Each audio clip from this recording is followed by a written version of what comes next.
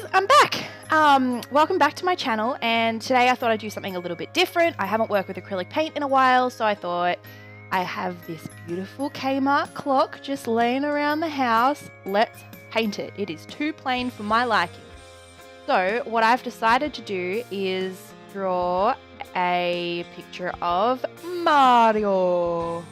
I've always loved playing Super Mario, and I just love everything about his style of cartoon, so I thought, why not, let's do it. And the end product is actually pretty cool. If you've been watching any of my last couple of traditional art videos, you'll notice that I keep saying, I've had this problem, and I've had that problem, and this has happened, and that's happened.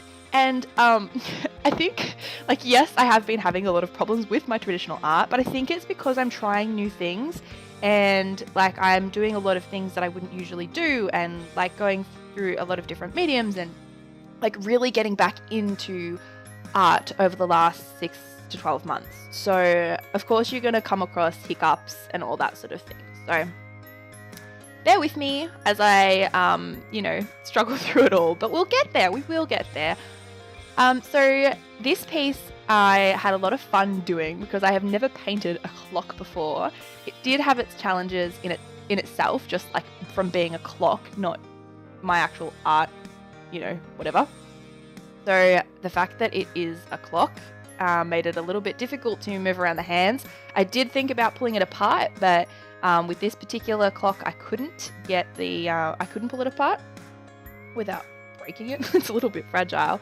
So instead I just thought, oh well, I'll just move the little hands around in the meantime.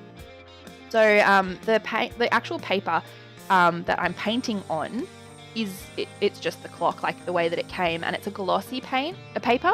So the acrylic paint that I was using, kind of, you can see it's a bit like, I don't know, it just wasn't going on properly, so I had to do a couple of layers to get it to look the way that I wanted it to, and even the background in the end was a little bit smeary just because of that. So I sketched it on in pencil first, just grey lead pencil, and then my acrylic paints, I don't even know, I've had them since I was in like high school, like year 7 high school, like young, and so that's like, I don't know, 10 years, maybe even more. And most of them have really held up. Like, I've been using them constantly. And then my yellow just wouldn't open. So I was like, well, it's that old. I just need a little bit of yellow. Just please let me in. And it wouldn't. So I chopped the bottom off the paint just so I could get in, and all the paint was gone bad. So I was like, oh, that was great. And then it dribbled all over my painting, and I had to try and cover that up. But we got past that. I found a little bit of like gouache around the place. I think that's how you say it, gouache. So I kind of used that as well as acrylic paint just to make up the colors that I needed. I found out that a lot of my acrylic paints are apparently like sort of dried up, or I can't get them open, or I was just having problems with it. And my paintbrushes. So this is okay. Just to give you a little bit of context, I am very much self-taught. Like, I have taught myself how to paint, how to draw. Like, I did a little bit of it all the way through high school, and like primary school and stuff, but never specialized. Like, I kind of just taught myself over the years. So like everything I know about painting, I've kind of just assumed. So with paintbrushes, I've never learnt which paintbrushes are used for what. I kind of just use them the way that I want to use them and make them work. But in doing this piece, I actually learned a lot about the brushes. So it turns out I've been using watercolor brushes for acrylic.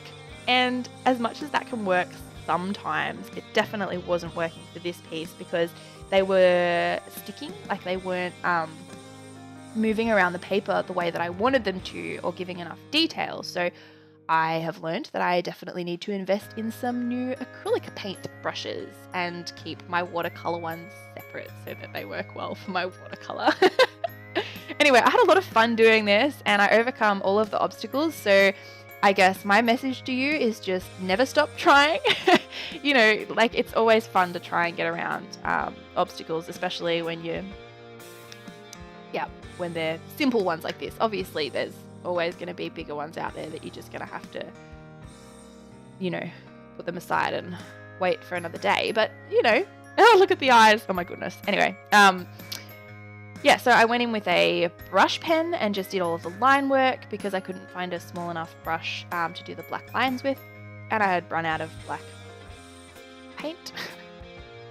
As I said, it was I did well for the resources that I had available at the time. And when I actually finished it, I noticed that I didn't put any numbers. So I think I will eventually go back and put in numbers. I think I'll do them as like coins, like Mario coins. So that could be a bit of fun. But I really hope that you enjoyed it. I definitely had a lot of fun creating this one. Let me know what you think. If you've got any tips in regards to acrylic painting, or like what other paint you think that I could have used. Yeah, so thank you so much for watching, guys. I will see you next time. Bye.